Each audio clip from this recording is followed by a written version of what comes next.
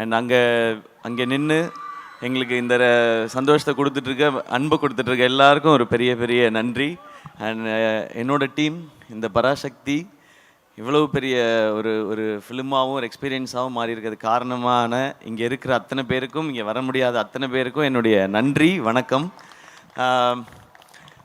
பராசக்தி ஒரு 1960களில் நடந்த ஒரு விஷயத்தை வச்சு அதை சுற்றி ஒரு கதையை அமைச்சிருந்தாங்க சுதா மேம். இந்த படம் பண்ணுறதுக்கு மிக முக்கியமான காரணம் என்ன அப்படின்னு கேட்டிங்கன்னா, இந்த கதை அப்படின்றத தாண்டி ஃபஸ்ட் ரீசன் வந்து சுதாக்குங்கிற மேம் தான். அவங்க தான் ஃபஸ்ட் ரீசன். ஏன்னா அவங்க இந்த படம் பண்ணலான்னு சொல்லும்போது பண்ணலாம், அதுக்கப்புறம் தான் நான் பண்ணலான்னு முடிவு எடுத்துகிட்டு தான் இந்த ஸ்கிரிப்டை படித்தேனே நான். ஏன்னா அவங்க எவ்வளோ மெனக்கெட்டு இருந்தாங்கன்னா, இந்த படத்துக்காக கிட்டத்தட்ட ஒரு 4-5 ஆண்டுகள் இந்த படத்துக்காக அவங்க ஸ்பெண்ட் பண்ணிக்காங்க. ஸோ நான் இந்த கதையை தெரிஞ்சுக்கிட்ட பிறகு இதை பற்றின நான் எதுவும் ரிசர்ச் பண்ண வேண்டிய அவசியமே இல்லை. ஏன்னா 4 வருஷம் ஒருத்தனா கிட்டத்தட்ட ஒரு டிகிரியே முடிச்சிருக்காங்க, இதில் ஒரு யூஜி பிஜி எல்லாம் முடிச்சிருக்காங்க. ஸோ அவங்க என்ன சொல்கிறாங்களோ அதை செஞ்சால் போதுன்றது தான் இருந்தது.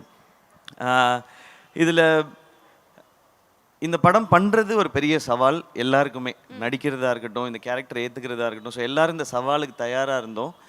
மேம்க்குமே இது ரொம்ப சேலஞ்சிங்கான ஒரு விஷயமாக தான் எடுத்து பண்ணியிருக்காங்க.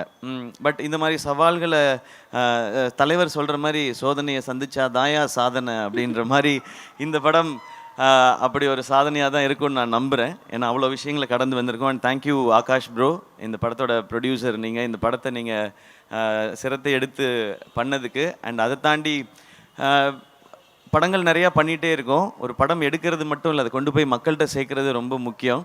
அது என்ன மாதிரி வகையில் இந்த படத்தை புரிஞ்சுக்கிட்டு செய்கிறதுன்னு ஒன்று இருக்குல்ல, அதுக்கு இந்த ஈவெண்ட்டும் ஒரு எக்ஸாம்பிள் நினைக்கிறேன். ஸோ உங்களுக்கும் உங்கள் டீமுக்கும் வாழ்த்துக்கள், நன்றி.